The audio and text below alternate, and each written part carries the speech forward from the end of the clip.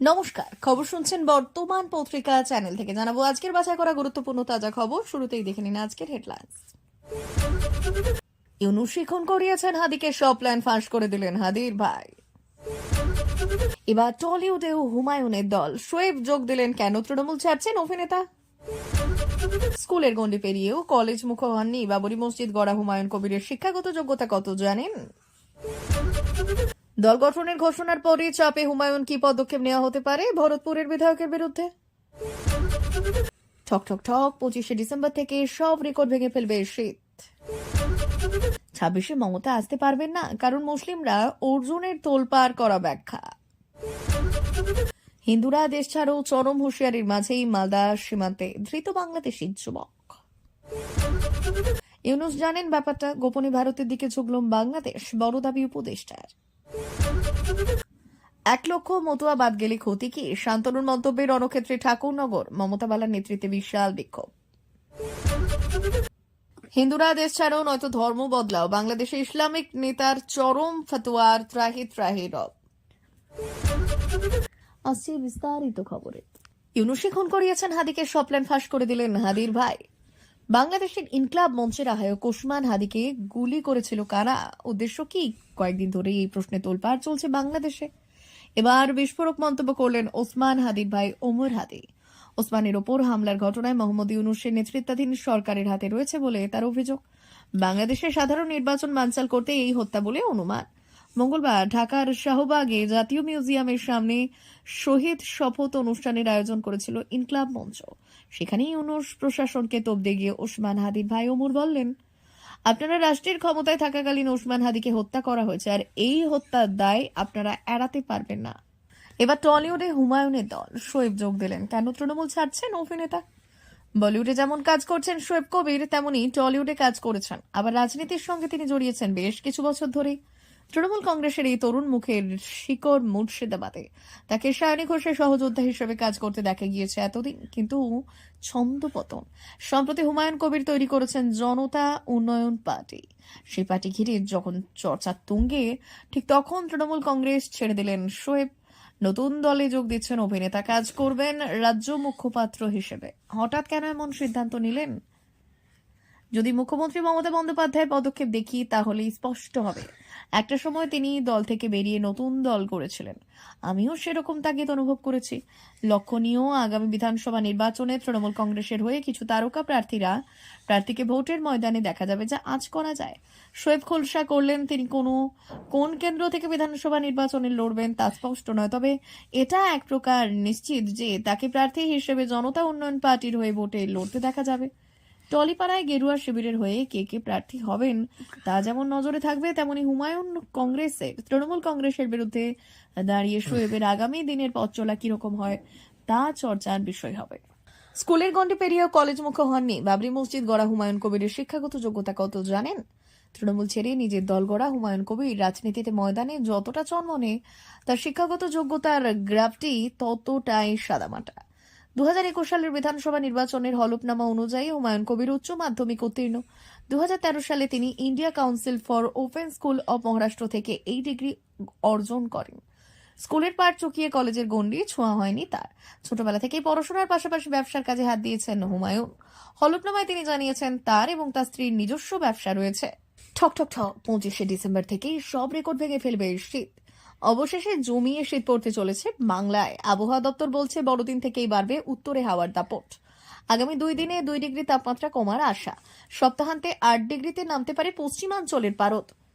এদিন আলিপুর আবহাওয়া দপ্তর বলেছে সর্বনিম্ন তাপমাত্রা 14.9 ডিগ্রি সেলসিয়াস, তবে কলকাতার এই তাপমাত্রা স্বাভাবিকের 1 ডিগ্রি বেশি। এদিন ইতিমধ্যে 10 ডিগ্রি সেলসিয়াসের কাছাকাছি ঘোরাফেরা করছে পশ্চিমবঙ্গে পশ্চিমের জেলাগুলির তাপমাত্রা। আবহাওয়া দপ্তর বলছে আগামী কয়েকদিন সেখানে 8 থেকে 12 ডিগ্রি সেলসিয়াসের মধ্যে ঘোরাফেরা করবে সর্বনিম্ন তাপমাত্রা। উপকূলের জেলাগুলিতে সর্বনিম্ন তাপমাত্রা থাকতে পারে 12 থেকে 15 ডিগ্রি সেলসিয়াস। আবহাওয়া দপ্তর বলছে 27শে ডিসেম্বর শনিবার পর্যন্ত ধীরে ধীরে সব জেলাতেই নামবে পারদ। বর্ষ শেষের বাকি দিনগুলিতে একই রকম থাকবে আবহাওয়া, তবে পশ্চিমী ঝঞ্ঝার প্রভাব ফের বছরের শুরুতে ঊর্ধ্বমুখী হতে পারে পারদ। 26শে মমতা আসতে পারবেন না, কারণ মুসলিমরা অর্জুনে তোলপাড় করা ব্যাখ্যা। 26শে মমতা বন্দ্যোপাধ্যায় আসতে পারবেন না, মুসলিমরা নিজেই নেতা মুসলমানকেই বানাবে। মুসলমানদের নেতা মমতা বন্দ্যোপাধ্যায় হতে পারবেন না। বাবরি মসজিদ ভাঙার জন্য হিন্দুদের ওপর রাগ, তাই বাবরি মসজিদ বানাচ্ছে হুমায়ুনরা। বাংলাদেশের মতো পরিস্থিতি হবে এই পশ্চিম বাংলায়, বিস্ফোরক মন্তব্য করলেন অর্জুন সিং।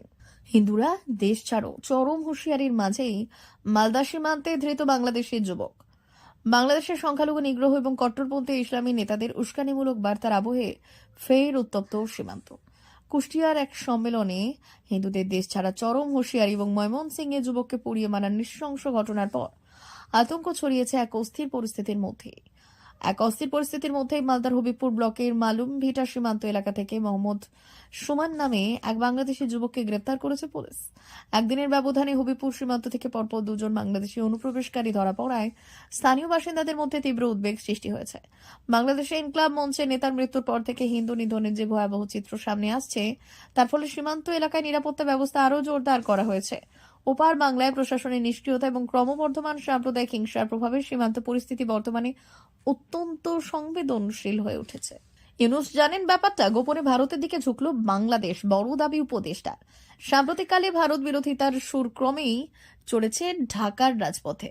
ওসমান হাদির মৃত্যুর পর থেকে সেই দেশে ভারতীয় মিশনগুলির ওপর হামলার চেষ্টা হয়েছে একাধিকবার। আর এরই মাঝে আবার ইউনূস ঘনিষ্ঠ হাসনাত আব্দুল্লাহের মতেও নেতা দাবি করেছেন ভারত ভাগ করে দিতে হবে এবং তার জন্য ভারতের বিচ্ছিন্নতাবাদীদের আশ্রয় দেবে বাংলাদেশ। 23 ডিসেম্বর বাংলাদেশের সাংবাদিকরা সালেহউদ্দিনকে প্রশ্ন করেছিলেন ভারতের সঙ্গে সম্পর্ক ভালো করার জন্য সরকার কি করেছে। এর জবাবে অর্থ উপদেষ্টা বললেন, ভারতের সঙ্গে সম্পর্ক খুব একটা খারাপের দিকে যাবে না, চেষ্টা চলছে। এরপর গোপন আলোচনার আভাস দিয়ে তিনি বললেন, কয়েকদিন পর জানতে পারবেন ভারতের ব্যাপারে আমাদের প্রধান উপদেষ্টা জানেন, এখন বিস্তারিত বলা যাবে না। এদিকে বাংলাদেশের রাজনীতিবিদদের একাংশ ক্রমাগত ভারত বিরোধী স্লোগান তুলছেন, উস্কানিমূলক মন্তব্য করছেন। এ বিষয়ে সালেহউদ্দিন বলেন, এগুলো যারা করছেন তারা আমাদের জন্য জটিল করে ফেলেছে। এগুলো আমাদের জাতীয় মনোভাব না। আমরা কেউই এগুলো চাই না, শুধু প্রতিবেশী দেশ না, কোনো দেশের সঙ্গে এগুলো চাই না। তবে এই সব ভারতীয় বিরোধীদের বাংলাদেশ সরকার থামাতে পারবে না বলে স্বীকার করেছেন তিনি। 1 লক্ষ মতুয়া বাদ গেলে ক্ষতি কি? শান্তনুর মন্তব্যে রণক্ষেত্র ঠাকুরনগর মমতা বালার নেতৃত্বে বিশাল বিক্ষোভ। ভোটের মুখে তপ্ত উত্তর 24 পরগনার ঠাকুরনগর। কেন্দ্রীয় জাহাজ প্রতিমন্ত্রী শান্তনু ঠাকুরের এক বিতর্কিত মন্তব্যে কেন্দ্র করে বুধবার রণক্ষেত্রে চেহারা নিল মতুয়া বাড়ি। এসআইআর এবং নাগরিকত্ব হিন্দুদের যখন মতুয়ারা উদ্বেগে, তখন শান্তনু ঠাকুরের একটি মন্তব্য আগুনে ঘৃতাহুতি দিয়েছে। শান্তনু বলেছিলেন, 50 লক্ষ রোহিঙ্গা এবং অবৈধ অনুপ্রবেশকারীকে তাড়াতে গিয়ে যদি আমাদের 1 লক্ষ মতুয়াকে ভোটদান থেকে বিরত থাকতে হয়, তবে তাতে ক্ষতি কি? আর এই মন্তব্যের প্রতিবাদে আজ ঠাকুরবাড়িতে তার বাড়ি ঘেরাওয়ের ডাক দিলেন তৃণমূল সাংসদ মমতা বালা ঠাকুর।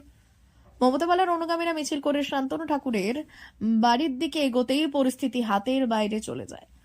অভিযোগ, শান্তনু ঠাকুরের অনুগামীরা বিক্ষোভকারীদের ওপর চড়াও হন এবং তাদের বেধড়ক মারধর করা হয়। ঘটনার সময় শান্তনু ঠাকুর বাড়িতে ছিলেন না, তবে দুপক্ষে ধস্তাধস্তিতে বেশ কয়েকজন মতুয়া ভক্ত জখম হয়েছেন বলে খবর। আর এই ঘটনায় এলাকায় বিশাল পুলিশ বাহিনী মোতায়েন হয়েছে। তৃণমূলের দাবি, বিজেপি সিএএ নামে মতুয়াদের ভুল বুঝিয়ে এখন তাদের ডিটেনশন ক্যাম্পে পাঠানোর পরিকল্পনা করছে। প্রিয় দর্শক, এখনকার মতো খবর এই পর্যন্তই। ধন্যবাদ।